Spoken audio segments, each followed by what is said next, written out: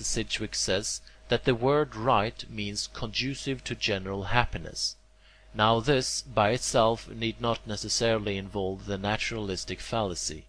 For the word right is very commonly appropriated to actions which lead to the attainment of what is good, which are regarded as means to the ideal and not as ends in themselves. This use of right, as denoting what is good as a means, whether or not it also be good as an end, is indeed the use to which I shall confine the word. Had Bentham been using right in this sense, it might be perfectly consistent for him to define right as conducive to the general happiness, provided only, and note this proviso, he had already proved or laid down as an axiom that general happiness was the good, or, what is equivalent to this, that general happiness alone was good. For in that case he would have already defined the good as general happiness, a position perfectly consistent, we have seen, with the contention that good is indefinable. And since right was to be defined as conducive to the good, it would actually mean conducive to general happiness. But this method of escape from the charge of having committed the naturalistic fallacy has been closed by Bentham himself. For his fundamental principle is, we see, that the greatest happiness of all concerned is the right and proper end of human action. He applies the word right, therefore, to the end as such, not only to the means which are conducive to it, and that being so, right can no longer be defined as conducive to the general happiness, without involving the fallacy in question. For now it is obvious that the definition of right as conducive to the general happiness can be used by him in support of the fundamental principle that general happiness is the right end, instead of being itself derived from that principle. If right, by definition, means conducive to general happiness, then it is obvious that general happiness is the right end. It is not necessary now first to prove or assert that general happiness is the right end, before right is defined as conducive to general happiness, a perfectly valid procedure.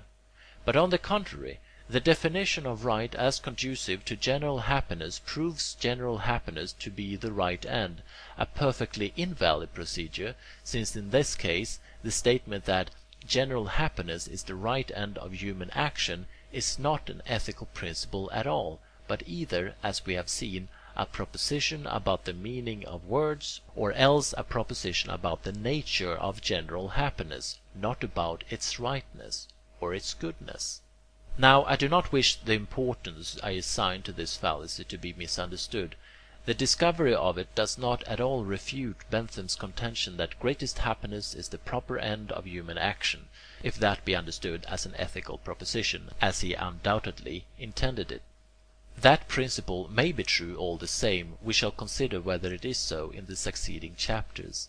Bentham might have maintained it, as Professor Sidgwick does, even if the fallacy had been pointed out to him. What I am maintaining is that the reasons which he actually gives for his ethical proposition are fallacious ones, so far as they consist in a definition of right. What I suggest is that he did not perceive them to be fallacious, that if he had done so he would have been led to seek for other reasons in support of his utilitarianism, and that, had he sought for other reasons, he might have found none which he thought to be sufficient. In that case he would have changed his whole system, a most important consequence. It is undoubtedly also possible that he would have thought other reasons to be sufficient, and in that case his ethical system, in its main results, would still have stood. But even in this latter case his use of the fallacy would be a serious objection to him as an ethical philosopher. For it is the business of ethics, I must insist, not only to obtain true results, but also to find valid reasons for them. The direct object of ethics is knowledge and not practice, and any one who uses the naturalistic fallacy has certainly not fulfilled this first object, however correct his practical principles may be.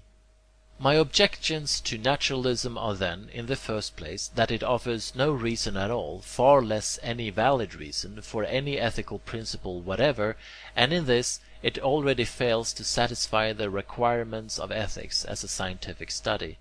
But in the second place I contend that, though it gives a reason for no ethical principle, it is the cause of the acceptance of false principles.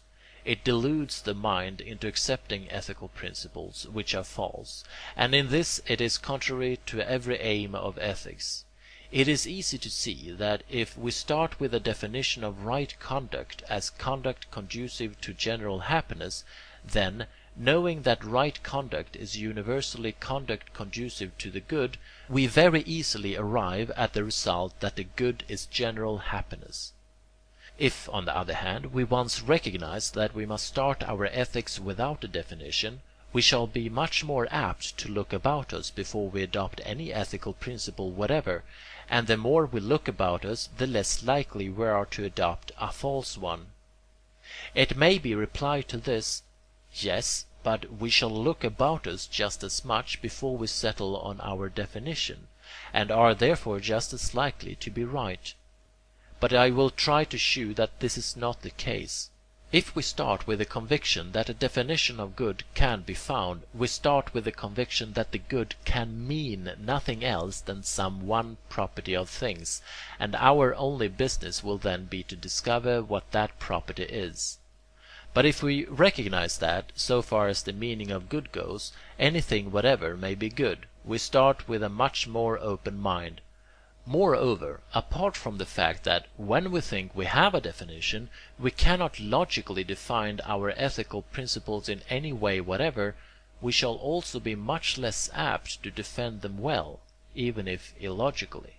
For we shall start with the conviction that good must mean so, and shall therefore be inclined either to misunderstand our opponent's argument, or to cut them short with the reply, "This is not an open question. The very meaning of the word decides it.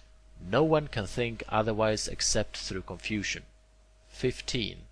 Our first conclusion as to the subject matter of ethics is, then, that there is a simple, indefinable, unanalyzable object of thought by reference to which it must be defined. By what name we call this unique object is a matter of indifference, so long as we clearly recognize what it is and that it does differ from other objects. The words which are commonly taken as the signs of ethical judgments all do refer to it, and they are expressions of ethical judgment solely because they do so refer. But they may refer to it in two different ways, which is very important to distinguish if we are to have a complete definition of the range of ethical judgments. Before I proceeded to argue that there was such an indefinable notion involved in ethical notions, I stated that it was necessary for ethics to enumerate all true universal judgments, asserting that such and such a thing was good whenever it occurred. But although all such judgments do refer to the unique notion which I have called good, they do not all refer to it in the same way. They may either assert that this unique property does always attach to the thing in question, or else they may assert only that the thing in question is a cause or necessary condition for the existence of other things to which this unique property does attach.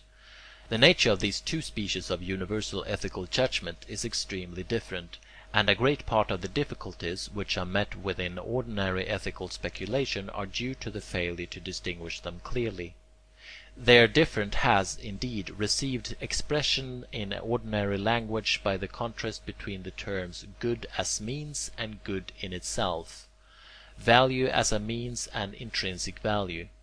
But those terms are apt to be applied correctly only in the more obvious instances, and this seems to be due to the fact that the distinction between the conceptions which they denote has not been made a separate object of investigation. This distinction may be briefly pointed out as follows. 16. Whenever we judge that a thing is good as a means, we are making a judgment with regard to its causal relations. We judge both that it will have a particular kind of effect, and that that effect will be good in itself. But to find causal judgments that are universally true is notoriously a matter of extreme difficulty. The late date at which most of the physical sciences became exact, and the comparative fewness of the laws which they have succeeded in establishing even now, are sufficient proofs of this difficulty. With regard, then, to what are the most frequent objects of ethical judgments, namely actions, it is obvious that we cannot be satisfied that any of our universal causal judgments are true, even in the sense in which scientific laws are so. We cannot even discover hypothetical laws of the form, exactly this action will always, under these conditions, produce exactly that effect. But for a correct ethical judgment with regard to the effects of certain actions we require more than this in two respects. 1. We require to know that a given action will produce a certain effect, under whatever circumstances it occurs. But this is certainly impossible.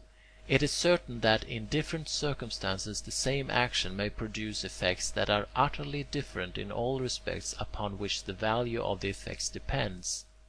Hence we can never be entitled to more than a generalization to a proposition of the form, "This result generally follows this kind of action," and even this generalization will only be true if the circumstances under which the action occurs are generally the same. This is in fact the case, to a great extent, within any one particular age and state of society. But when we take other ages into account, in many most important cases the normal circumstances of a given kind of action will be so different that the generalization which is true for one will not be true for another. With regard then to ethical judgments which assert that a certain kind of action is good as a means to a certain kind of effect, none will be universally true, and many, though generally true at one period, will be generally false at others. But 2. We require to know not only that one good effect will be produced, but that, among all subsequent events affected by the action in question, the balance of good will be greater than if any other possible action had been performed. In other words, to judge that an action is generally a means to good is to judge not only that it generally does some good, but that it generally does the greatest good of which the circumstances admit. In this respect ethical judgments about the effects of action involve a difficulty and a complication far greater than that involved in the establishment of scientific laws. In this respect ethical judgments about the effects of action involve a difficulty and a complication far greater than that involved in the establishment of scientific laws.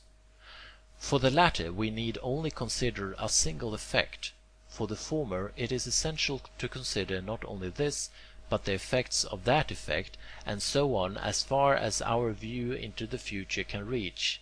It is, indeed, obvious that our view can never reach far enough for us to be certain that any action will produce the best possible effects. We must be content if the greatest possible balance of good seems to be produced within a limited period.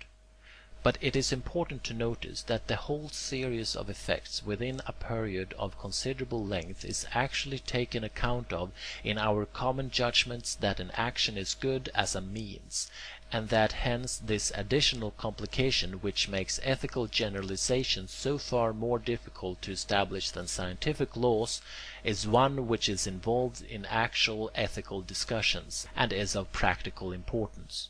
The commonest rules of conduct involve such considerations as the balancing of future bad health against immediate gains, and even if we can never settle with any certainty how we shall secure the greatest possible total of good, we try at least to assure ourselves that probable future evils will not be greater than the immediate good. End of chapter 1, part 2.